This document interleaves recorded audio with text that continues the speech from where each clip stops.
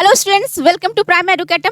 बच्चों, पिछली वीडियो में हम लोगों ने एंडोक्राइन ग्लैंड की स्टडी शुरू की थी और एंडोक्राइन ग्लैंड के अंतर्गत अब तक हम लोगों ने जाना है pituitary gland, hypothalamus, thyroid gland, parathyroid gland, adrenal gland. और बच्चों, आज के सेशन में एक ऐसे इंटरेस्टिंग ऑर्गन के बारे में जानेंगे जिसमें एक्सोक्राइन नेचर भी होती है और एंडोक्राइन नेचर भी होती है। तो बच्चों, आप गेस करो आपके बॉडी में ऐसी कौन सी ऑर्गन है जो एक्सोक्राइन नेचर भी शो करती है और एंडोक्राइन नेचर भी शो करती है। आई होप कि आपको आंसर मिल गई होगी, क्योंकि पिछली वीडियो में मैंने बताया था कि आपके बॉडी का पैनक्रियाज एक ऐसा ऑर्गन है जो एक्सोक्राइन नेचर भी शो करती है और एंडोक्राइन नेचर भी शो करती है। यह पैनक्रियाज बहुत इंटरेस्टिंग ऑर्गन है। तो आज के सेशन में जानेंगे पैनक्रियाज के बारे में।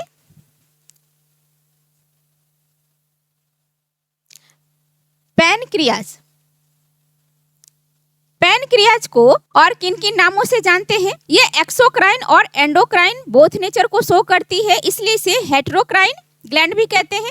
इसे और क्या कहते हैं? हेटेरोक्राइन ग्लैंड कहते हैं। इसे मिक्स्ड ग्लैंड भी कहते हैं। इसे और क्या कहते हैं? मिक्स्ड ग्लैंड कहते हैं, क्योंकि दोनों तरह की नेचर शो कर रही है। इसे कॉम्पोजिट ग्लैंड भी कहते हैं। इसे और क्या कहते हैं? कॉम्पोजिट ग्लैंड भी कहते हैं। और इसे मिक्सोक्राइन ग्लैंड भी कहते हैं। इसे और क्या कहते हैं? मिक्सोक्राइन ग्लैंड। ठीक है, तो पैनक्रियाज की लोकेशन कहाँ होती है? पैनक्रियाज ड्यूडेनम के दोनों लिम्स के बीच में सिचुएटेड होती है। इसे आप डायग्राम के माध्यम से समझ लो। जैसे मान लो यह क्या है? यह ड्यूडेनम है। ड्यूडेनम आपके डाइजेस्टिव सिस्टम का पार्ट होता है। यह ड्यूडेनम स्मॉल इंटेस्टाइन की फर्स्ट पार्ट है और यह सी शेप की होती है। स्मॉल इंटेस्टाइन की यह पार्ट किस शेप की होती है? यह सी शेप की होती है। तो यह क्या है बच्चों? यह है ड्यूडेनम और यह सी शेप की होती है। यह स्मॉल इंटेस्टाइन की फर्स्ट पार्ट है। स्मॉल इंटेस्टाइन 3 पार्ट्स में डिवाइड होते हैं, ड्यूडेनम, जेजुनम एंड इलियम। तो यह स्मॉल इंटेस्टाइन की फर्स्ट पार्ट है ड्यूडेनम। तो ड्यूडेनम के इस दोनों लिम्स के बीच में आपकी पैनक्रियाज पाई जाती है। ठीक है, तो इस तरह से यह क्या है? यह पैनक्रियाज है। यह लीफ लाइक स्ट्रक्चर होती है। तो बच्चों, आपने क्या देखा? इसकी लोकेशन कहाँ हो गई? ड्यूडेनम के लिम्स के बीच में। तो यहां मैं लिख दूं इसकी location, situated in between limbs of duodenum, limbs of duodenum। ठीक है, और इसकी कलर कैसी होती है बच्चों? यह जो पैनक्रियाज है यह क्रीमी पिंक कलर की लीफ लाइक स्ट्रक्चर है। यह creamy pink leaf like structure होती है।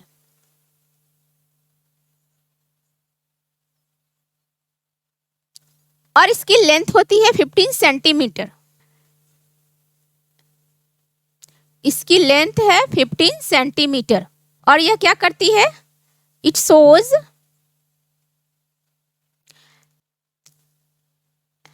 Exocrine and endocrine nature. इसी कारण से तो इसके इतने सारे नाम हैं, क्योंकि यह दोनों नेचर शो कर रहे हैं। तो इस ग्लैंड की जो नेचर है दोनों तरह की है। एक्सोक्राइन नेचर की भी है और एंडोक्राइन नेचर की भी है। बच्चों, पैनक्रियाज की जो एक्सोक्राइन नेचर है वह इसलिए है, यह अपने सेक्रेशन को डक्ट के थ्रू ड्यूडेनम के सरफेस पर छोड़ती है। और मैंने आपको पहले ही बताया है कि अगर कोई ऑर्गन अपने सेक्रेशन को डक्ट के थ्रू किसी दूसरे ऑर्गन के सरफेस पर छोड़ती है तो उसे एक्सोक्राइन ग्लैंड कहते हैं। तो यह जो पैनक्रियाज है यह अपने सेक्रेशन अपने डक्ट के थ्रू ड्यूडेनम के सरफेस पर छोड़ती है, इसलिए इसे क्या कहते हैं? एक्सोक्राइन ग्लैंड कहते हैं। और इसे एंडोक्राइन ग्लैंड भी कहते हैं। इसे एंडोक्राइन ग्लैंड क्यों कहते हैं बच्चों? क्योंकि यह अपने सेक्रेशन को यानी हार्मोन को सीधे ब्लड में छोड़ती है। एंडोक्राइन ग्लैंड किसे कहते हैं? जो डक्टलेस ग्लैंड्स होती है, जो अपने सेक्रेशन को किसी डक्ट के माध्यम से नहीं बल्कि सीधे ब्लड में छोड़ देती है। तो यह पैनक्रियाज भी क्या करती है? अपने सेक्रेशन को सीधे ब्लड में छोड़ देती है हार्मोन के रूप में, तो इसलिए इसे एंडोक्राइन ग्लैंड भी कहते हैं। तो एक्सोक्राइन नेचर इसकी क्या शो करती है कि यह डाइजेस्टिव जूस सेक्रेट करती है, secrets digestive juice.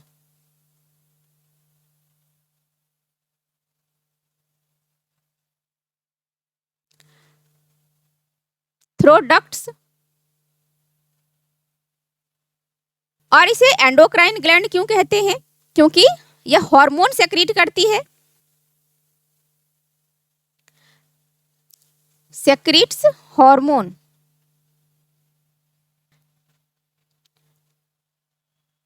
Directly into blood stream, directly into blood stream. ठीक है, तो अब जानेंगे पैनक्रियाज के एक्सोक्राइन नेचर के बारे में। तो पैनक्रियाज के अंदर बहुत सारे इस तरह की स्ट्रक्चर होती है।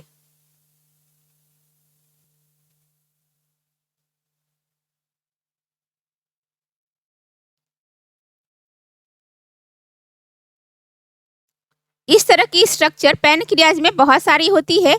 इस स्ट्रक्चर को बच्चों एसिनी कहते हैं। बच्चों यह जो आप स्ट्रक्चर देख रहे हो इसे एसिनी कहते हैं। इसे क्या कहते हैं? एसिनी। और यह पूरे पैनक्रियाज की 99% हिस्सा बनाती है। पूरे पैनक्रियाज की 99% हिस्सा इसी एसिनी के द्वारा बनता है। इस एसिनी में डाइजेस्टिव जूस भरे होते हैं। क्या भरे होते हैं? डाइजेस्टिव जूस, है ना। एक्सोक्राइन नेचर ही इसका यह कहता है कि यह जो डाइजेस्टिव जूस है इसे किसी डक्ट के थ्रू या ड्यूडेनम के सरफेस पर छोड़ेगी, है ना। तो इसके अंदर एसिनी के अंदर क्या भरे होते हैं बच्चों? डाइजेस्टिव जूस भरे होते हैं। और ये सारे डाइजेस्टिव जूस यह क्या करेगी? एक डक्ट के माध्यम से ड्यूडेनम के सरफेस पर छोड़ेगी। तो वह डक्ट इस तरह से है। यह जो डक्ट है जिसके माध्यम से यह अपने सेक्रेशन को कहाँ छोड़ेगी? ड्यूडेनम के सरफेस पर। ये सारे डाइजेस्टिव जूस इस तरह से निकलकर इस डक्ट में पहुंच जाते हैं, है ना। इस डक्ट में इस तरह से एसिनी से निकलकर डाइजेस्टिव जूस पहुंच जाते हैं। और फिर यह जो डक्ट है जिसके थ्रू यह अपने सेक्रेशन को ड्यूडेनम के सरफेस पर छोड़ती है, इस डक्ट को क्या कहते हैं बच्चों? इस डक्ट को पैनक्रिएटिक डक्ट कहते हैं। तो बच्चों यह क्या है? यह है पैनक्रिएटिक डक्ट। यह है पैनक्रिएटिक डक्ट। तो पैनक्रिएटिक डक्ट में एसिनी के द्वारा डाइजेस्टिव जूस कंडक्ट किए जाते हैं और यह कहाँ जाके मिल जाते हैं? तो यहाँ लीवर है, तो लीवर से क्या है? हिपैटिक डक्ट निकल कर आ रही होती है। और यहाँ क्या है? गॉल ब्लैडर है, तो गॉल ब्लैडर से सिस्टिक डक्ट निकल कर आ रही होती है। तो लीवर से क्या है? हिपैटिक डक्ट निकल कर आ रही होती है और गॉल ब्लैडर से सिस्टिक डक्ट निकल कर आ रही होती है। और यह दोनों मिलकर क्या बनाते हैं? यह दोनों मिलकर कॉमन बाइल डक्ट बनाते हैं। तो यह क्या है बच्चों? तो यह हो गई कॉमन बाइल डक्ट। ठीक है, यह है कॉमन बाइल डक्ट। यह क्या है? Common bile duct. Common bile duct. Common bile duct की फॉर्मेशन कैसे हुई है? गॉल ब्लैडर की डक्ट को सिस्टिक डक्ट कहते हैं। इसे आप देख रहे हैं, सिस्टिक डक्ट है। और लीवर के दो लोब होते हैं, दोनों लोब से एक एक डक्ट निकलती है जिसे हिपैटिक डक्ट कहते हैं। तो गॉल ब्लैडर की सिस्टिक डक्ट और हिपैटिक डक्ट दोनों मिलकर क्या बना रही है? कॉमन बाइल डक्ट बना रही है। तो बच्चों कॉमन बाइल डक्ट और पैनक्रिएटिक डक्ट मिलकर क्या बना रही है? हिपैटो पैनक्रिएटिक डक्ट बनाती है। यह मिलकर क्या बनाती है बच्चों? Hepato pancreatic duct. तो यह जो डक्ट है इसे क्या कहते हैं? Hepato pancreatic duct. इसे कहते हैं hepato pancreatic duct. Hepato pancreatic duct किससे मिलके बनी है? कॉमन बाइल डक्ट और पैनक्रिएटिक डक्ट से मिलकर बनी है। इसे कहते हैं हिपैटोपैनक्रिएटिक डक्ट। इसे डक्ट ऑफ विरशंग भी कहते हैं। इसे डक्ट ऑफ विरशंग भी कहते हैं। यह बहुत इंपॉर्टेंट है बच्चों। डक्ट ऑफ विरशंग से क्वेश्चन अक्सर पूछे जाते हैं। बच्चों यह जो हिपैटोपैनक्रिएटिक डक्ट है, जहां कॉमन बाइल डक्ट और पैनक्रिएटिक डक्ट दोनों आकर खुल रहे हैं, तो इसकी ओपनिंग पर एक मैस्कुलर वाल्व होती है। हिपैटोपैनक्रिएटिक डक्ट की ओपनिंग पर एक मैस्कुलर वाल्व होती है जिसे स्फिंक्टर ऑफ ऑडी कहते हैं। इसे क्या कहते हैं? इस मैस्कुलर वाल्व को स्फिंक्टर ऑफ ऑडी कहते हैं। ठीक है, स्फिंक्टर ऑफ ऑडी या हिपैटोपैनक्रिएटिक डक्ट के ओपनिंग को गार्ड करती है। हिपैटोपैनक्रिएटिक डक्ट में कॉमन बाइल डक्ट से बाइल आ रही है। ठीक है ना, यहाँ से क्या आ रही है? कॉमन बाइल डक्ट से बाइल आ रही है इसमें। और पैनक्रिएटिक डक्ट, यह क्या है बच्चों? पैनक्रिएटिक डक्ट है। और पैनक्रिएटिक डक्ट से क्या आ रही है? पैनक्रिएटिक जूस आ रही है। तो यह स्फिंक्टर ऑफ ऑडी क्या करती है? यह बाइल और पैनक्रिएटिक जूस के फ्लो को रेगुलेट करती है। आपने जान लिया बच्चों कि स्फिंक्टर ऑफ ऑडी का काम क्या है। यह बाइल और पैनक्रिएटिक जूस के फ्लो को रेगुलेट करती है और यह एक मैस्कुलर वाल्व है। और बच्चों यह जो हिपैटोपैनक्रिएटिक डक्ट है, यह हिपैटोपैनक्रिएटिक डक्ट है जिस जगह पर ड्यूडेनम में खुलती है। आप ध्यान से सुने मेरी बात कि यह जो हिपैटोपैनक्रिएटिक डक्ट है, यह जिस जगह पर ड्यूडेनम में खुलती है उस जगह को क्या कहते हैं? उस जगह को एम्पुला ऑफ वेटर कहते हैं। इस जगह को क्या कहते हैं? एम्पुला ऑफ वेटर कहते हैं।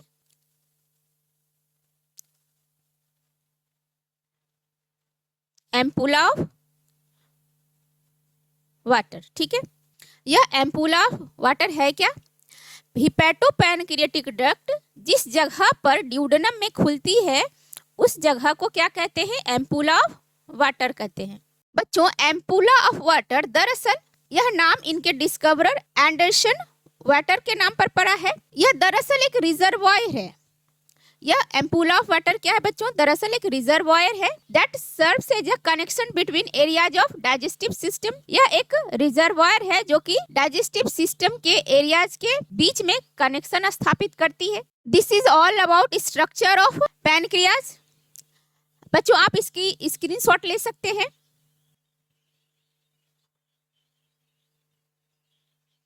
तो बच्चों आपने जाना कि यह जो पैनक्रियाज है यह एक्सोक्राइन और एंडोक्राइन दोनों नेचर की होती है। यह 99% एक्सोक्राइन नेचर शो करती है, यह ओनली 1% एंडोक्राइन नेचर शो करती है। तो इसके एक्सोक्राइन नेचर के लिए कौन रिस्पॉन्सिबल है? एसिनी, जिसे आप एकिनी भी कह सकते हैं। तो इस एसिनी को इनलार्ज करके देखते हैं। यह एसिनी कुछ इस तरह की दिखाई देती है। एसिनी इस प्रकार की दिखाई देगी। यह स्ट्रक्चर मैं बना रही हूं। ठीक है, तो यह है एसिनी। यह एसिनी जो कि 99% भाग बनाती है पैनक्रियाज की। यह 99% भाग बना रही पैनक्रियाज की। और यह एक्सोक्राइन नेचर शो करती है ना? यह एक्सोक्राइन नेचर शो करती है और इसमें डाइजेस्टिव जूस भरे होते हैं, है ना? इस तरह से डाइजेस्टिव जूस भरे होते हैं और यही डाइजेस्टिव जूस यह क्या करती है? डक्ट के थ्रू ड्यूडेनम के सरफेस पर छोड़ती है। ठीक है, ये सारे डाइजेस्टिव जूस इस तरह से निकलकर बाहर आते हैं और इस तरह से यह एक डक्ट के थ्रू यह सारे डाइजेस्टिव जूस बाहर निकल कर आते हैं और इस तरह से यह पैनक्रिएटिक डक्ट के थ्रू डाइजेस्टिव जूस निकलकर ड्यूडेनम के सरफेस पर छोड़ती है। ठीक है, सारे एसिनी से आप देख पा रहे हैं कि डाइजेस्टिव जूस निकल के आ रही है और सभी एक डक्ट के थ्रू यानी कि हिपैटोपैनक्रिएटिक डक्ट के थ्रू ड्यूडेनम के सरफेस पर छोड़ दिए जाते हैं। तो यह क्या है बच्चों? यह हिपैटोपैनक्रिएटिक डक्ट है। हिपैटोपैनक्रिएटिक डक्ट, जिसे डक्ट ऑफ विरशंग भी कहते हैं। पैनक्रियाज में जो पैनक्रिएटिक जूस भरे रहते हैं, जानते हैं उस पैनक्रिएटिक जूस के कॉम्पोजिशन के बारे में?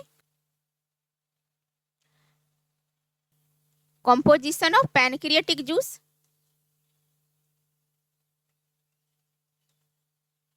बच्चों पैनक्रिएटिक जूस में वाटर होते हैं। किसी भी जूस में वाटर की मात्रा बहुत अधिक होती है। इसके अलावे इनऑर्गेनिक सॉल्ट भी होते हैं। इनऑर्गेनिक सॉल्ट, इसमें पाए जाते हैं बाइकार्बोनेट आयन, बाइकार्बोनेट आयंस। बच्चों यह जो बाइकार्बोनेट आयन है यह क्या करती है? बच्चों यह तो आप अच्छी तरह से जानते हो कि स्टोमक से जो फूड आती है वह एसिडिक नेचर की होती है और ड्यूडेनम के एंजाइम्स एसिडिक नेचर के फूड पर एक्ट नहीं कर सकते हैं।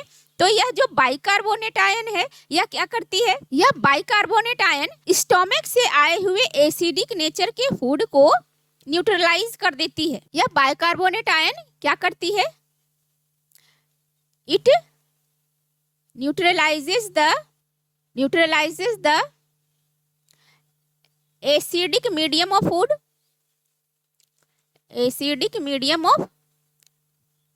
food, ठीक है।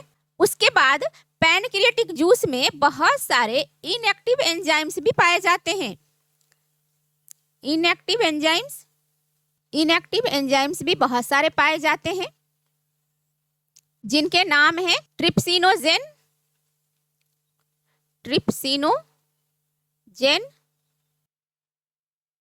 काइमोट्रिप्सिनोजेन, प्रो कार्बोक्सी पेप्टिडेज,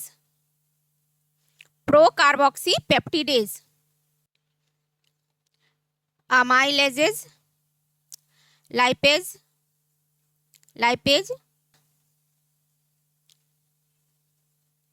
न्यूक्लियेजेज, ये सारे के सारे इनएक्टिव फॉर्म में है। यह क्या है?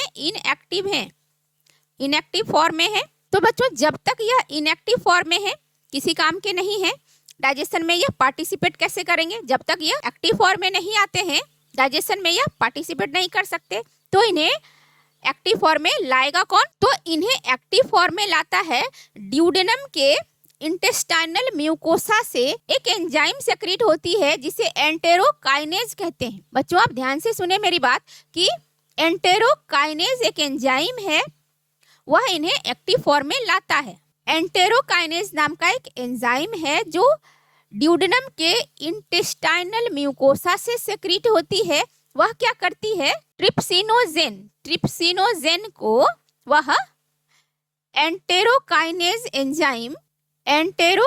एंजाइम क्या करेगी? ट्रिप्सिनोजेन को, इसे मैं लिख दूं एंटेरोकाइनेज। यह एंटेरोकाइनेज क्या करती है? ट्रिप्सिनोजेन जो कि इनएक्टिव फॉर्म में है इसे एक्टिवेट करके क्या बनाती है? ट्रिप्सिन में बदल देती है। अब यह जो ट्रिप्सिन है वह बहुत पावरफुल है। यह बाकी के काम अकेले ही देख लेता है।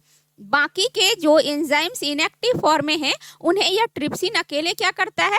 एक्टिव फॉर्म में बदल देता है। ठीक है, इसे किसी और की जरूरत नहीं पड़ती है।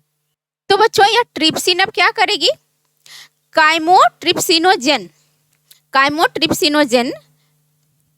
यह क्या है? इनएक्टिव फॉर्म है। इसे ट्रिप्सिन क्या करती है? जब ट्रिप्सिन इस पर एक्ट करेगी तो इसे एक्टिव फॉर्म में बदल देती है। जब ट्रिप्सिन काइमोट्रिप्सिनोजेन पर एक्ट करेगी तो यह कन्वर्ट हो जाएगी काइमोट्रिप्सिन में, काइमोट्रिप्सिन। ठीक है, और जब यह ट्रिप्सिन प्रो कार्बोक्सी पेप्टिडेज पर एक्ट करेगी तो प्रो कार्बोक्सी पेप्टिडेज को बदल देगी कार्बोक्सी पेप्टिडेज में। ठीक है, किसमें कन्वर्ट कर देगी? कार्बोक्सी पेप्टिडेज में, ठीक है। तो एंटेरोकाइनेज ने क्या किया? ट्रिप्सिनोजेन जो कि इनएक्टिव फॉर्म है इसे कन्वर्ट कर दिया एक्टिव फॉर्म में, यानी ट्रिप्सिन में कन्वर्ट कर दिया। बाकी के काम ट्रिप्सिन ने अकेले ही देख लिया। काइमोट्रिप्सिनोजेन जो इनएक्टिव फॉर्म है इसे एक्टिव फॉर्म में बदल देती है काइमोट्रिप्सिन में, और यही ट्रिप्सिन जब प्रो कार्बोक्सी पेप्टिडेज पर एक्ट करती है तो उसे कन्वर्ट कर देती है कार्बोक्सी पेप्टिडेज में। यह एक्टिव फॉर्म है। बच्चों आपसे क्वेश्चन यह भी पूछा जा सकता है, पैनक्रियाटिक जूस में जो एंजाइम्स होते हैं, जो एंजाइम्स ड्यूडेनम के सरफेस पर छोड़े जाते हैं, वह इनएक्टिव फॉर्म में होते हैं या एक्टिव फॉर्म में होते हैं? तो आप देख रहे हैं कि सारे के सारे इनएक्टिव फॉर्म में हैं। और सबसे पहले एंटेरोकाइनेज ने ट्रिप्सिनोजेन को ट्रिप्सिन में कन्वर्ट किया, फिर बाकी के काम ट्रिप्सिन ने अकेले कर लिया। बच्चों अब यह जानेंगे कि पैनक्रियाटिक जूस में पाए जाने वाले एंजाइम्स किस प्रकार से काम करते हैं। बच्चों पैनक्रियाटिक जूस प्रोटीन, फैट तथा पॉलीसैकेराइड्स के डाइजेशन में हेल्प करती है। क्योंकि हम लोग एक्सोक्राइन नेचर के बारे में जान रहे हैं तो डिटेल में जान ले तो अच्छी बात है। ज्यादातर टीचर आपको इसके बारे में नहीं बताते हैं, पर मैं जरूर बताऊंगी ताकि आप जिस कॉम्पिटिटिव एग्जाम में भी जाओ तो नंबर आपके पूरे के पूरे स्कोर हो। एक भी नंबर स्किप करके आप नहीं आओ। किसी भी टॉपिक को पूरे डिटेल में बताती हूँ, वरना मैं चाहती तो अभी आपको एंडोक्राइन नेचर के बारे में बताती और निकल जाती, पर मैं चाहती हूँ कि आप किसी भी टॉपिक के बारे में पूरे डिटेल में जानें और टॉपिक पर आपकी पकड़ बहुत अच्छी हो और आपको मिले क्रिस्टल क्लियर कॉन्सेप्ट। बच्चों मैं जितना डीपली पढ़ा रही हूँ आपको कोई भी टीचर इतना डीपली नहीं पढ़ाएगा। आप मेरे वीडियोस भी देखते हो और दूसरे टीचर्स के भी वीडियोस देखते हो, आप कंपेयर करके देख लो। आपके व्यूज तो बहुत अच्छे आते हैं पर आप सब्सक्राइब नहीं करते हो, यह अच्छी बात नहीं है बच्चों। चलो फटाफट सब्सक्राइब करो और मेरे वीडियो को लाइक एंड शेयर भी करो। आपके लाइक एंड शेयर से मेरा मनोबल बढ़ता है और मुझे प्रोत्साहन मिलती है कि मैं आपके लिए और अच्छे वीडियोस बनाऊं। तो चलो फटाफट सब्सक्राइब करो, लाइक एंड शेयर करो, मेरे साथ बने रहो वीडियो के एंड तक और वीडियो को स्किप किए बिना देखो, नहीं तो आपके कॉन्सेप्ट क्लियर नहीं होंगे। फिर बाद में कहोगे कि मैम ये समझ में नहीं आया, वो समझ में नहीं आया। तो इससे बेहतर है कि पूरी कंसंट्रेशन के साथ वीडियो देखो, ठीक है। तो बच्चों थोड़ा सा जान लेते हैं digestion by pancreatic juice. By pancreatic juice, pancreatic juice proteins, fats और पॉलीसैकेराइड के डाइजेशन में पार्टिसिपेट करती है। तो सबसे पहले जानेंगे प्रोटीन्स के बारे में। प्रोटीन्स, प्रोटीन को क्या करती है यह? प्रोटीन को यह छोटे छोटे पार्ट्स में डिवाइड कर देती है। प्रोटीन्स को यह तोड़कर पेप्टोन्स और पेप्टोन प्लस प्रोटियोजेज, प्रोटियोजेज प्रोटीन को पेप्टोन्स प्लस प्रोटियोजेज में कौन कन्वर्ट करती है? Trypsin, trypsin and chymotrypsin.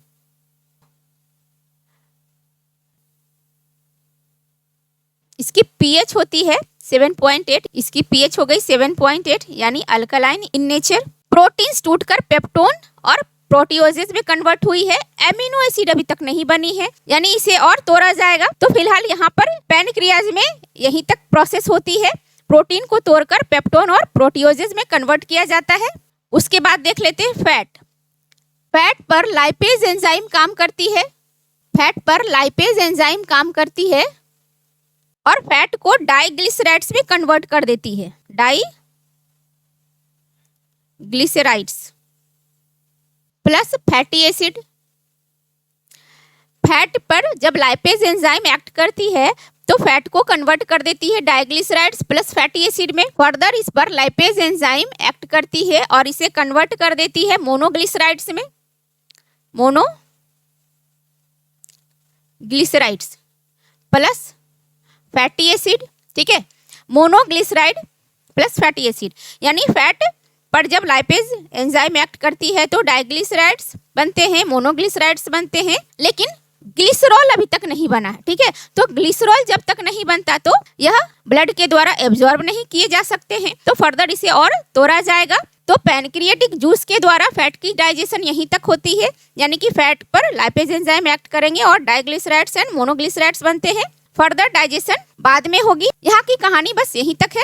उसके बाद है पॉलीसैकेराइड्स, पॉलीसैकेराइड्स, ठीक है।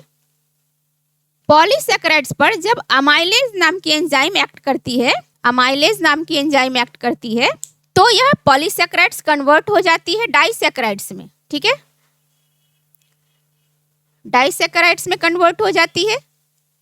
बच्चों सबसे पहले पॉलीसैकेराइड्स की डाइजेशन बक्कल कैविटी में शुरू होती है। सलेवरी अमाइलेज के द्वारा 30% पॉलीसैकेराइड्स की डाइजेशन बक्कल कैविटी में हो जाती है। वहां पर सलेवरी अमाइलेज एक्ट करती है, ठीक है। 30% पॉलीसैकेराइड्स की डाइजेशन सलेवरी अमाइलेज के द्वारा बक्कल कैविटी में होती है। रेस्ट 70% की डाइजेशन पैनक्रियाटिक जूस के द्वारा यहाँ पर होती है। यहाँ पर पॉलीसैकेराइड्स को अमाइलेज एंजाइम के द्वारा डाइसैकेराइड्स में कन्वर्ट कर दिए जाते हैं। उसके बाद है न्यूक्लिक एसिड। न्यूक्लिक एसिड पर न्यूक्लियेजेज नाम के एंजाइम एक्ट करेंगे। न्यूक्लियेजेज नाम के एंजाइम एक्ट करेंगे और न्यूक्लिक एसिड को कन्वर्ट कर दिया जाएगा न्यूक्लियोटाइड्स में।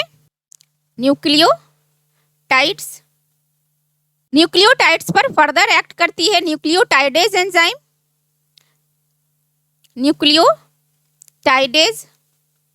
न्यूक्लियोटाइडेज एंजाइम के एक्ट करते ही न्यूक्लियोटाइड्स कन्वर्ट हो जाती है न्यूक्लियोसाइड्स में। न्यूक्लियोसाइड्स पर फर्दर एक्ट करती है न्यूक्लियोसाइडेज नाम की एंजाइम। न्यूक्लियोसाइडेज, तो यहाँ पर क्या है, न्यूक्लियोसाइड्स पर जब न्यूक्लियोसाइडेजेज नाम की एंजाइम एक्ट करेगी, न्यूक्लियोसाइड्स कन्वर्ट हो जाएंगे शुगर प्लस बेस में। ठीक है, तो इस तरह से न्यूक्लिक एसिड अपने सिंपल फॉर्म में कन्वर्ट हो गई है। तो इस तरह से पैनक्रियाटिक जूस के द्वारा डाइजेशन की प्रोसेस होती है। तो ये ओवरऑल आपने जान लिया एक्सोक्राइन नेचर के बारे में, और अब जानेंगे पैनक्रियाज के एंडोक्राइन नेचर के बारे में। तो अब तक एसिनी के बारे में हम लोगों ने जान लिया था, और एसिनी के बीच बीच में, ये सारे जो एसिनी हैं इनके बीच बीच में इस तरह से गोल गोल सी स्ट्रक्चर पाई जाती है।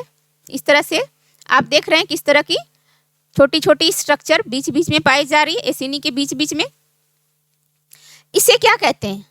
एसिनी के बीच बीच में जो यह स्ट्रक्चर पाई जा रही है इसे क्या कहते हैं? इसे आइलेट्स ऑफ लैंगरहैंस कहते हैं। इसे क्या कहते हैं बच्चों? इसे आइलेट्स ऑफ लैंगरहैंस कहते हैं। इसे क्या कहते हैं?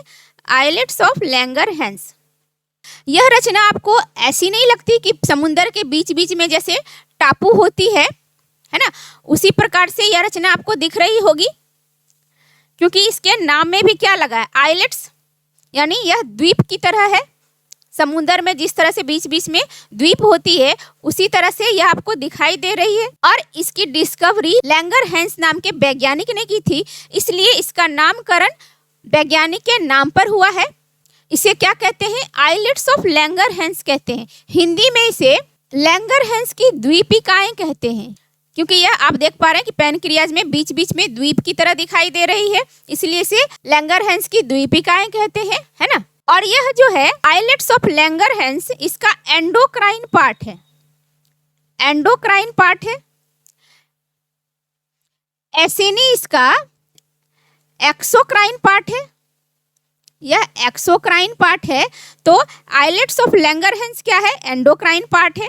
एसिनी के प्रेजेंट होने की वजह से पैनक्रियाज एक्सोक्राइन नेचर शो करती है, और आइलेट्स ऑफ लैंगरहैंस की वजह से यह एंडोक्राइन नेचर शो करती है, क्योंकि आइलेट्स ऑफ लैंगरहैंस एक विशिष्ट प्रकार की सेल्स की बनी हुई है। यानी आइलेट्स ऑफ लैंगरहैंस जो है वह स्पेशलाइज्ड सेल्स की बनी हुई है, और यह विभिन्न प्रकार की सेल्स जो है वह जैसे अल्फा, बीटा, डेल्टा सेल्स इत्यादि, यह क्या करते हैं? अपने हार्मोन सेक्रेट करते हैं, और यह जो हार्मोन सेक्रेट करते हैं यह डायरेक्ट ब्लड में सेक्रेट करते हैं, क्योंकि इनके पास कोई डक्ट नहीं होता। ऐसे नहीं तो पैनक्रियाटिक डक्ट के थ्रू अपने सेक्रेशन को ड्यूडेनम के सरफेस पर छोड़ती है, लेकिन यह जो आइलेट ऑफ लैंगरहैंस है, इनकी जो सेल्स हैं अल्फा, बीटा, डेल्टा सेल्स इत्यादि, यह अपने सेक्रेशन को डायरेक्ट ब्लड में छोड़ती है। इसीलिए यह पैनक्रियाज जो है एंडोक्राइन नेचर भी शो कर रही है, क्योंकि यह जो एंडोक्राइन ग्लैंड्स होते हैं या डक्टलेस ग्लैंड होते हैं, इनके पास डक्ट नहीं होते कि कहीं पर्टिकुलर जगह पर जाकर ये अपने सेक्रेशन को छोड़ दें, या डायरेक्ट ब्लड में ही अपने सेक्रेशन को छोड़ते हैं। अब बच्चों, आप यह भी जानना चाहोगे कि यह किसी डक्ट के थ्रू अपने सेक्रेशन को क्यों नहीं छोड़ते, यह ब्लड में ही अपने सेक्रेशन को क्यों छोड़ते हैं? क्योंकि हार्मोन की जरूरत बॉडी के हर पार्ट को है, हर टिश्यू को है, हर सेल्स को है, इसीलिए यह ब्लड में ही छोड़ दिए जाते हैं, ताकि यह बॉडी के हर पार्ट तक पहुंचे, हर टिश्यू, हर सेल तक पहुंचे। ठीक है, किसी पर्टिकुलर ऑर्गन या किसी पर्टिकुलर टिश्यू या सेल्स को इसकी जरूरत होती तो डक्ट्स के थ्रू यह अपने सेक्रेशन को भेज सकते थे, लेकिन यह हार्मोन जो है बहुत इम्पोर्टेंट है पूरे बॉडी के लिए, हर सेल्स के लिए, तो हर सेल्स तक इसकी पहुंच बने इसके लिए इसे ब्लड में ही छोड़ दिया जाता है, ताकि ब्लड जहां जहां भी जाए हार्मोन्स वहां तक पहुंच सके। ठीक है, तो बच्चों पैनक्रियाज की endocrine nature islet of Langerhans की वजह से है। तो यह आइलेट्स ऑफ लैंगरहैंस है क्या? यह ग्रुप ऑफ स्पेशलाइज्ड सेल्स हैं जो आइलेट ऑफ लैंगरहैंस की फॉर्मेशन करती है। तो यह किस किस प्रकार की सेल्स से मिलकर बनी होती है? इसमें डिफरेंट टाइप के सेल्स पाए जाते हैं, लेकिन मेनली आपको एनसीईआरटी मेंशन करती है alpha cells and beta cells. बहुत सारे बुक्स ने एक थर्ड टाइप की सेल्स को भी मेंशन किया है, डेल्टा सेल्स, और एक पीपी और एफ सेल्स भी है। तो यह डिफरेंट टाइप की सेल्स होती हैं जिनसे मिलकर के आइलेट ऑफ लैंगरहैंस बनी होती है। तो जानते हैं इन्हीं सेल्स के बारे में। तो मेनली मैं आपको 4 प्रकार के सेल्स के बारे में बताऊंगी। अल्फा सेल्स, तो सबसे फर्स्ट है अल्फा सेल्स। सबसे पहले जानेंगे अल्फा सेल्स के बारे में, और सेकेंड नंबर पर जानेंगे बीटा सेल्स के बारे में, बहुत इंपॉर्टेंट है बच्चों। थर्ड है डेल्टा सेल्स, और फोर्थ है पीपी सेल्स और एफ सेल्स। ठीक है, पीपी सेल्स और एफ सेल्स। बच्चों अल्फा सेल्स 5 से 20% तक पाई जाती है पैनक्रियाज में, यह 5 से 20% तक पाई जाती है। बीटा सेल्स सबसे अधिक पाई जाती है, यह 65 से 80% तक, यह 65 से 80% तक पाई जाती है। और डेल्टा सेल्स 3 से लेकर 10% तक पाई जाती है। ठीक है, और यह पीपी सेल्स और एफ सेल्स 3 से 5% तक पाई जाती है। तो आपने जाना कि अल्फा सेल्स 5 से 20% तक पैनक्रियाज में पाई जाती है, और सबसे ज़्यादा बीटा सेल्स 65 से 80% तक पैनक्रियाज में पाई जाती है, और इसके कंपोजिशंस कम ही होते हैं, 3 से 10% तक डेल्टा सेल्स और 3 से 5% तक पीपी सेल्स और F cells. Alpha cell glucagon secrete करती है, ग्लूकेगॉन सेक्रेट करती है, और बीटा सेल इंसुलिन सेक्रेट करती है, इंसुलिन। और डेल्टा सेल सोमैटोस्टैटिन सेक्रेट करती है, सोमैटोस्टैटिन सेक्रेट करती है। ग्लूकेगॉन इसकी टारगेट ऑर्गन है लीवर, ग्लूकेगॉन की टारगेट ऑर्गन है लीवर। यह लीवर पर एक्ट करती है। बच्चों मेनली जब हम खाना नहीं खाते हैं, उपवास में रहते हैं, या किसी कारणवश हमें खाना ना मिला हो, तब क्या ऐसी हालत में आपकी बॉडी कोई काम नहीं करती है? ऐसा तो नहीं है कि एक दिन आपने खाना नहीं खाया तो आप सारा काम छोड़कर आप बेड पर पड़े हुए हैं, ऐसा तो आप नहीं करते ना। आपने एक दिन खाना नहीं भी खाया है तो हर दिन की तरह आप रेगुलरली अपने सारे काम करते हैं ना। तो आप यह सारे काम कैसे कर पाते हैं? आपको एनर्जी कहाँ से मिलती है? जब आपने कुछ खाया ही नहीं है तो एनर्जी कैसे मिली? आपको एनर्जी मिली तभी तो आपने सारे काम अच्छी तरह से परफॉर्म किए, है ना। तो आप खाना खाओ चाहे नहीं खाओ, आपके शरीर में, आपके बॉडी में ऐसी व्यवस्था है कि 1-2 दिन 4 दिन आप खाना नहीं भी खाओ तो बॉडी अपना इंतजाम पहले से करके रखती है, और आप जब नहीं भी खाते हो तो आपको एनर्जी मिलती रहती है। मान लो आपने फास्ट रखा हुआ है या किसी कारण से आपने खाना नहीं खाया है, हो सकता है आपके रिजल्ट अच्छे नहीं हो और मम्मा ने आपको खाना नहीं दिया हो, है ना। तो ऐसी स्थिति में क्या हो सकता है? आपके लीवर ने ग्लाइकोजेन के रूप में फूड को रिजर्व करके रखा हुआ है। ग्लाइकोजेन के फॉर्म में आपने जो भी एक्स्ट्रा खाया पिया था उसे लीवर ने ग्लाइकोजेन के रूप में स्टोर करके रखा हुआ है, और जब आपको खाना नहीं मिला तब यही ग्लाइकोजेन काम आता है। ठीक है, यह ग्लाइकोजेन टूट जाती है और टूटकर ग्लूकोज में कन्वर्ट हो जाती है, या ग्लूकोज में कन्वर्ट हो जाती है। ठीक है, इस प्रोसेस को क्या कहते हैं बच्चों? याद करो, मैंने कई बार बताया आपको। अगर आप रेगुलर क्लास कर रहे हो मेरा तो आपको पता होगा, इसे ग्लाइकोजिनोलाइसिस कहते हैं। ग्लाइकोजिनोलाइसिस कहते हैं क्योंकि लाइसिस मीन्स टूटना, और क्या टूट रही है बच्चों? ग्लाइकोजेन टूट रही है ना, तो इसे क्या कहेंगे? ग्लाइकोजिनोलाइसिस कहते हैं। और ग्लाइकोजेन से फिर क्या हुआ? ग्लूकोज मिल गई, तो हमारे ब्लड में क्या है कि ग्लूकोज की लेवल बढ़ गई। इस तरह से ग्लूकोज मिल रही है ना।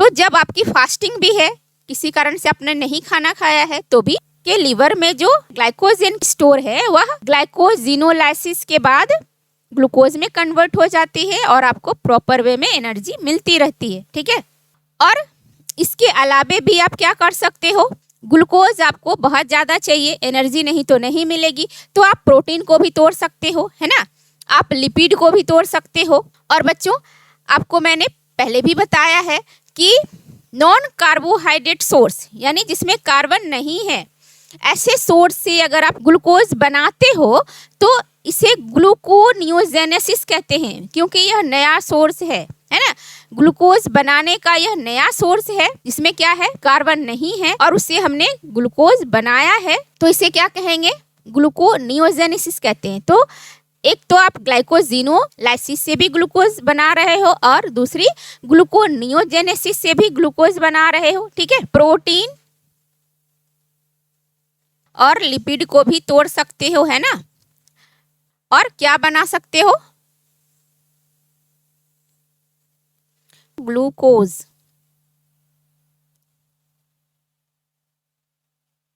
प्रोटीन को तोड़ेंगे तो क्या कहेंगे, प्रोटियोलाइसिस, प्रोटियोलाइसिस। ठीक है, लिपिड को तोड़ेंगे तो क्या कहेंगे, लाइपोलाइसिस। तो प्रोटीन को तोड़ के भी ग्लूकोज बनाया और लिपिड को तोड़ के भी ग्लूकोज बनाया और इससे क्या हुआ, ब्लड में ग्लूकोज की मात्रा बढ़ गई, है ना, और इसे क्या कहेंगे, ग्लूकोनियोजेनेसिस है। ये क्या है, ग्लूकोनियोजेनेसिस है। अब बच्चों अगर ग्लूकोज की मात्रा आपके ब्लड में बहुत ज्यादा हो जाए तब क्या होगा, तब तो परेशानी हो जाएगी। बहुत ज्यादा ग्लूकोज भी तो हानिकारक होता है, यह बहुत हार्मफुल है, तो बहुत ज्यादा भी तो ग्लूकोज नहीं चाहिए, बैलेंस्ड वे में ग्लूकोज चाहिए, है ना। तो अगर ग्लूकोज की मात्रा बढ़ते जाए तो फिर आपके यूरिन के थ्रू ग्लूकोज बाहर निकलना शुरू हो जाएंगे और वह एक बीमारी का कारण बन सकती है। तो ग्लूकोज भी ब्लड में बैलेंस्ड मात्रा में चाहिए। बच्चों यहाँ पर ध्यान देने वाली बात यह है कि ग्लूकागॉन जो है यह ब्लड में ग्लूकोज की मात्रा बढ़ाती तो है लेकिन इसे सेल्स में जाने नहीं देती है। आप ध्यान से सुने मेरी बात कि ग्लूकागॉन सिर्फ ब्लड में ग्लूकोज की मात्रा बढ़ा रही है, सिर्फ ब्लड में ग्लूकोज की मात्रा बढ़ रही है और यह सेल्स के द्वारा एब्जॉर्ब नहीं किए जा रहे हैं। तो जब सेल्स के द्वारा ग्लूकोज की एब्जॉर्प्शन नहीं हो रही है, यानी सेल के अंदर जब ग्लूकोज जा नहीं रही है, तो फिर बॉडी को एनर्जी मिलेगी कैसे? ऐसी हालत में बॉडी को एनर्जी नहीं मिलती है और इंसान वीकनेस फील करता है, थकान महसूस होती है उसे, क्योंकि सेल्स के अंदर ग्लूकोज की जरूरत होती है तभी आपको एनर्जी मिलती है। लेकिन ग्लूकागॉन सेल्स के अंदर ग्लूकोज को जाने ही नहीं देती है। ठीक है, यह सिर्फ ब्लड में ग्लूकोज की मात्रा को बढ़ा के रखती है। तो जब ग्लूकोज की मात्रा ब्लड में बहुत ज़्यादा बढ़ जाती है तब क्या होता है, यह तो हार्मफुल है। ब्लड में ग्लूकोज की मात्रा बैलेंस्ड रहे इसके लिए बीटा सेल्स इंसुलिन का सेक्रेशन करती है और इंसुलिन बढ़े हुए ग्लूकोज लेवल को कम कर देती है। ठीक है, तो इंसुलिन क्या करती है, ब्लड में ग्लूकोज की मात्रा काफी बढ़ी हुई है ना, क्योंकि हमने ग्लाइकोजन को तोड़ के ग्लूकोज बनाया, लिपिड प्रोटीन और लिपिड को भी तोड़ के ग्लूकोज बनाया हुआ है, तो ग्लूकोज की मात्रा बहुत अधिक बढ़ी हुई है। तो अब बीटा सेल्स का सेक्रेशन होगा और बीटा सेल इंसुलिन सेक्रेट करेगी। यह इंसुलिन क्या करती है, ग्लूकोज को फिर से ग्लाइकोजन में कन्वर्ट करती है। यह इंसुलिन क्या करेगी, यह ग्लूकोज को कन्वर्ट कर देगी ग्लाइकोजन में। यह इंसुलिन क्या करती है, ग्लूकोज को ग्लाइकोजन में कन्वर्ट करती है। तो बच्चों आपने क्या जाना कि ग्लूकोज जब ब्लड में बहुत ज्यादा बढ़ जाती है तो इंसुलिन का सेक्रेशन होता है बीटा सेल के द्वारा और यह इंसुलिन क्या करती है, ग्लूकोज को ग्लाइकोजन में कन्वर्ट कर देती है। ठीक है, तो यह आपने जान लिया। पर बच्चों यह बहुत आसान नहीं है, ग्लूकोज को ग्लाइकोजन में कन्वर्ट करना बहुत आसान नहीं है बच्चों, यह मुश्किल है, क्योंकि यहाँ पर काफी तोड़ फोड़ हुई है। ग्लाइकोजन को आपने तोड़ा, ग्लूकोज बनाया, प्रोटीन को तोड़ा, ग्लूकोज बनाया, लिपिड को तोड़ा, ग्लूकोज बनाया। तो बच्चों यहाँ पर भयंकर तोड़ फोड़ की प्रक्रिया हुई है ना। और अगर कोई चीज टूट जाए, शीशा हो या दिल हो, टूट जाए तो फिर जल्दी जुड़ता नहीं है, यह थोड़ी मुश्किल प्रक्रिया हो जाती है। आपको जोड़ने के लिए ग्लू लगाना पड़ता है ना। ग्लू यानी एडहेसिव आप लगाओगे तभी तो टूटी हुई चीजें जुड़ती हैं। टूटी हुई चीजों को जुड़ने के लिए हम लोग क्या करते हैं बच्चों, ग्लू लगाते हैं। ठीक है, ग्लू लगाते हैं। तो अब हम लोग क्या करेंगे, ग्लू का सहारा लेंगे। ठीक है, अब यह जो ग्लूकोज ग्लाइकोजन में कन्वर्ट होगी वापस, तो अब क्या होगा इसे देख लो आप कि अब क्या होता है। ठीक है, इसे मैं मिटा देती हूँ। बच्चों यह ग्लूकोज ग्लाइकोजन में कन्वर्ट करना आसान तो नहीं है, तो अब क्या करेंगे हम लोग ग्लू का सहारा लेंगे। अब ग्लूकोज से ग्लाइकोजन बनाना है ना। ठीक है, अब क्या करना है, ग्लूकोज से ग्लाइकोजन बनाना है तो बीटा सेल को इंसुलिन सेक्रेट करना होगा। इतना तो आपने जान लिया कि बीटा सेल को अब इंसुलिन सेक्रेट करना होगा। तो बच्चों एक बात मैं बताना भूल गई कि हार्मोन तभी एक्ट करेंगे जब किसी पर्टिकुलर ऑर्गन पर उसके रिसेप्टर्स लगे होंगे। तो ग्लूकागॉन ने जब एक्ट किया था तब भी लीवर पर उसके रिसेप्टर्स लगे थे। अगर लीवर पर ग्लूकागॉन को रिसीव करने के लिए रिसेप्टर्स नहीं है तो लीवर के सेल्स जो है हेपेटोसाइट सेल वह ग्लूकागॉन को रिसीव नहीं कर पाएंगे। तो जान लो कि यहाँ पर इसके रिसेप्टर्स लगे होंगे, ग्लूकागॉन के रिसेप्टर्स होंगे यहाँ इस तरह से। तभी लीवर के सेल्स ने ग्लूकागॉन को रिसीव किया और फिर ग्लाइकोजन को तोड़कर ग्लूकोज बनाया गया। और अब जब इंसुलिन को एक्ट करना है लीवर पर, यानी लीवर पर अब क्या करेगी, इंसुलिन दबाव बनाएगी कि ग्लूकोज को ग्लाइकोजन में कन्वर्ट करके स्टोर करो। तो इंसुलिन इस पर कैसे अपना दबाव बनाएगी, इस पर अगर रिसेप्टर्स ना हो तो यह इंसुलिन को रिसीव नहीं कर पाएगा। तो यहाँ पर इसके रिसेप्टर्स होंगे इस तरह से, लीवर पर इंसुलिन के भी रिसेप्टर्स होंगे इस तरह से।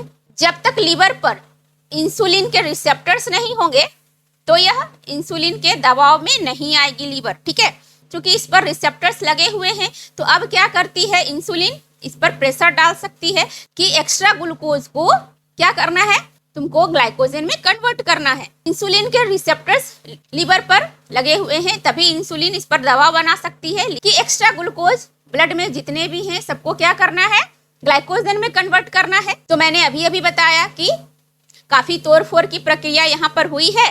तो अब क्या करना है, ग्लू का प्रयोग करना है। टूटी हुई चीजों को हम लोग कैसे जोड़ते हैं, ग्लू के माध्यम से जोड़ते हैं। तो अब क्या करेंगे, एक ग्लूट4 चैनल का निर्माण करेंगे। बच्चों मैंने आपको ग्लू के बारे में इसलिए बताया ताकि आप याद रख सको कि जो एक्स्ट्रा ग्लूकोज ब्लड में है उसे ग्लाइकोजन में कन्वर्ट करने के लिए ग्लूट4 चैनल का निर्माण करना पड़ता है। ये ग्लूट4 प्रोटीन के चैनल का निर्माण अगर नहीं होगा, जो एक्स्ट्रा ग्लूकोज ब्लड में है वह ग्लाइकोजन में कन्वर्ट नहीं होगा। ठीक है, तो इस तरह से क्या करना है, ग्लूट4 चैनल का निर्माण करना है। यह क्या है बच्चों, यह ग्लूट4 चैनल है।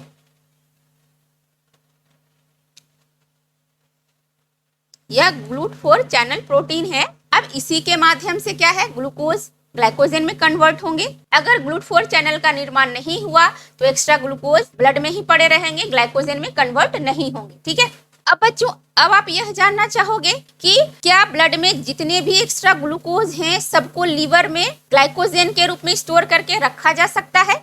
तो इसका जवाब है नहीं, उसकी भी अपनी कैपेसिटी होती है। अब इस बेचारे लीवर की जान लोगे क्या, इसकी तो अपनी कैपेसिटी है। अब जितना भी एक्स्ट्रा ग्लूकोज है सारे भर भर के आप लीवर में नहीं डाल सकते, ग्लाइकोजन के रूप में यह स्टोर नहीं कर सकता। यह अपनी कैपेसिटी के अनुसार तो ग्लूकोज को ग्लाइकोजन में कन्वर्ट करके यहाँ रख लेगा, लेकिन उसके बाद यह मना कर देगा। यह क्या कहेगा कि नहीं नहीं, अब मैं ज्यादा ग्लूकोज स्टोर करके ग्लाइकोजन के रूप में नहीं रख सकता। ठीक है, तो लीवर को बख्श देते हैं। अब क्या करेंगे, दूसरा टारगेट ऑर्गन लेंगे। अब दूसरे के पास जाएंगे, है ना, दूसरे के पास जाएंगे, किसके पास जाएंगे, अब एडिपोज टिश्यू के पास जाएंगे। उसके जो एडिपोसाइट्स सेल्स हैं उसे थोड़ा मनाएंगे कि ब्लड में एक्स्ट्रा ग्लूकोज भरा पड़ा है, उसे थोड़ा स्टोर करके रख लो। तो अब एडिपोज टिश्यू पिघल जाता है अगर तो ठीक है, अब नहीं पिघलता तो और मनाएंगे, है ना, और मनाएंगे और तब तक मनाएंगे जब तक कि वह मान नहीं जाता। एडिपोज टिश्यू क्या करता है, फैट में कन्वर्ट करके अपने पास रख लेता है। ठीक है, और यह भी बहुत आसान नहीं है, वहां भी क्या है, ग्लूट4 चैनल का निर्माण करना पड़ेगा। मान लो यह एडिपोज टिश्यू है, ठीक है, यह क्या है, एडिपोज टिश्यू है। तो यह क्या है, एडिपोज टिश्यू है। तो यह इंसुलिन की जिम्मेदारी है कि ब्लड में एक्स्ट्रा ग्लूकोज जितने भी हैं उन सबको कहीं ना कहीं ठिकाने लगाए। ठीक है, तो अब यह इंसुलिन क्या करेगी, अब एडिपोज टिश्यू के हाथ पैर जोड़ेगी। ठीक है, अब एडिपोज टिश्यू बात मान ले तो क्या होगा कि यहाँ भी GLUT4 चैनल का निर्माण होगा। ठीक है, यहाँ भी GLUT4 चैनल का निर्माण होता है। इस GLUT4 चैनल का निर्माण यहाँ भी होता है एडिपोज टिश्यू में भी। तो यहाँ से अब क्या है, ग्लूकोज फैट के रूप में स्टोर होगी। एडिपोज टिश्यू में फैट के रूप में स्टोर होती है। इसलिए बच्चों मीठी चीजों से परहेज करना चाहिए, नहीं तो मोटापा आ सकता है, क्योंकि लीवर की अपनी कैपेसिटी होती है एक्स्ट्रा ग्लूकोज या ग्लाइकोजन के रूप में कुछ हद तक ही स्टोर करती है। बाकी एडिपोज टिश्यू में फैट के रूप में स्टोर होते हैं और आप मोटे हो जाते हैं, और मोटापा अच्छी बात नहीं है। इसलिए क्या करना है, कम से कम मीठी चीजें खानी है। शुगर आपको कम से कम खानी है, क्योंकि शुगर अगर आप ज़्यादा खाते हो तो आपके IQ लेवल पर भी असर होता है। शुगर आपके IQ लेवल को कम करता है, और अगर आपको कॉम्पिटिटिव एग्जाम्स में अच्छे मार्क्स चाहिए, आपको रिजल्ट चाहिए, तो शुगर खाना कम कर दो। ठीक है बच्चों, यह जो ग्लूकेगॉन है यह हाइपरग्लाइसेमिक है। यह ग्लूकेगॉन क्या है, हाइपरग्लाइसेमिक है। हाइपरग्लाइसेमिक, यह हाइपरग्लाइसेमिक है क्योंकि यह ग्लूकोज की मात्रा ब्लड में बढ़ा रही है। और यह इंसुलिन जो है यह हाइपोग्लाइसेमिक है। यह क्या है, यह इंसुलिन हाइपोग्लाइसेमिक है।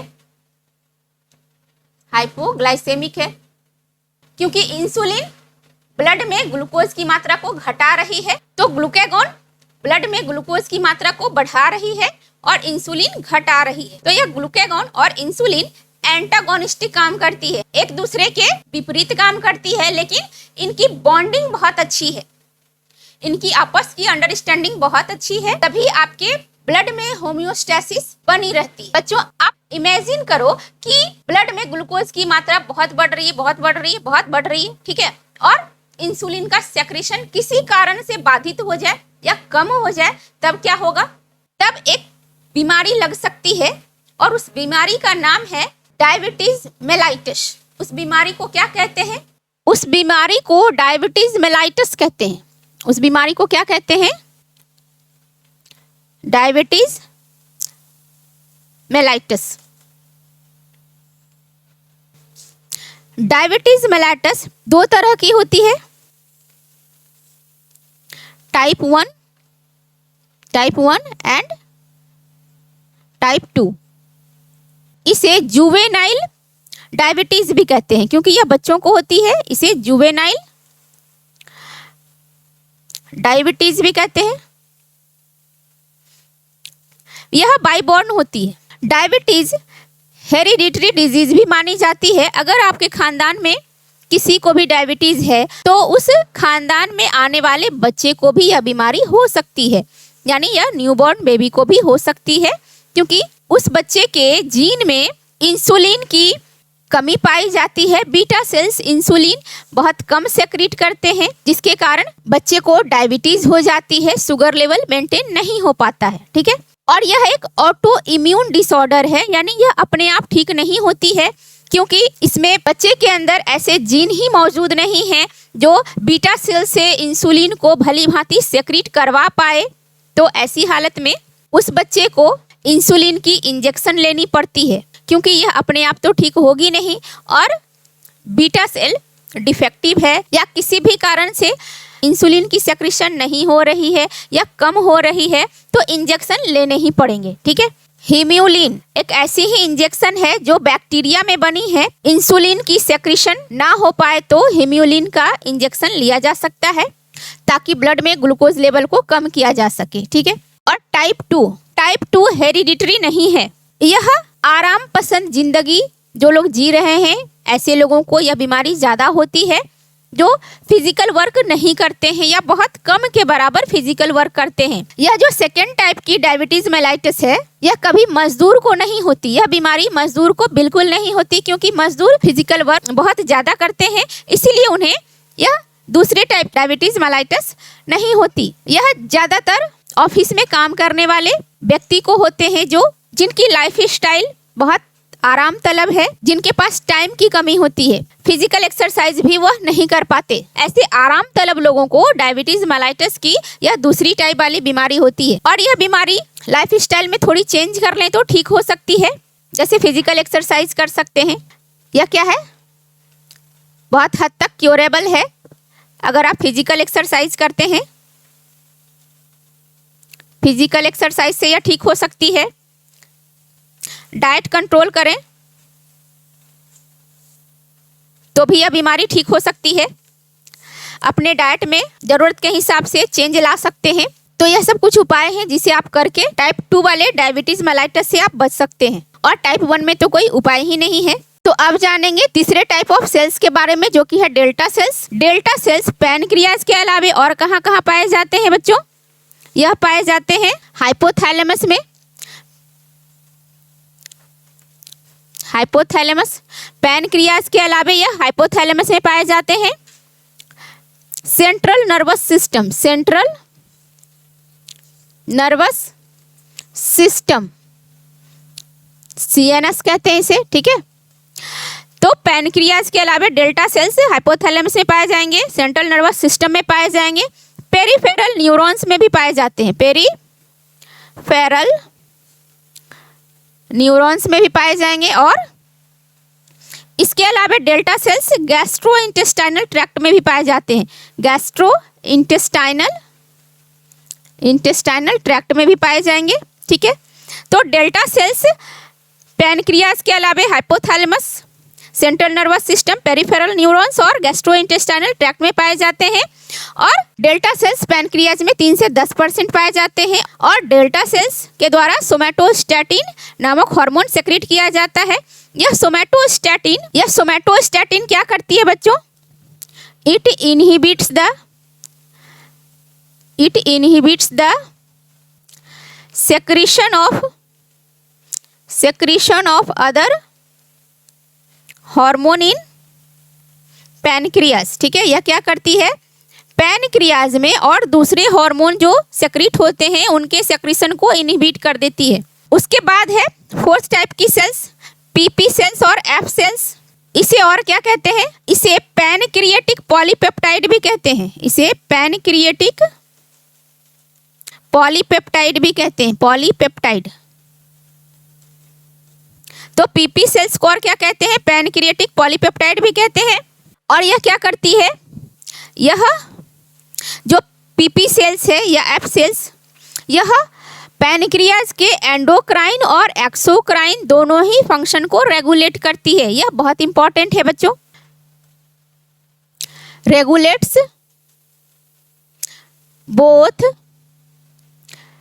Endocrine and exocrine part of pancreas, ठीक है।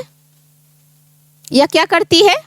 पीपी और F cells endocrine and exocrine part जो है पैनक्रियाज के, उसे भी रेगुलेट करती है। तो बच्चों यह हमने जान लिया पैनक्रियाज के एक्सोक्राइन एंड एंडोक्राइन दोनों ही नेचर के बारे में। और मैं उम्मीद करती हूँ कि आपको समझने में कहीं कोई परेशानी नहीं हुई होगी। आप अच्छी तरह से पूरे कॉन्सेप्ट को समझ गए होंगे। बच्चों अगर आपने अब तक मेरे चैनल को लाइक एंड शेयर नहीं किया है तो प्लीज़ लाइक एंड शेयर ज़रूर करें।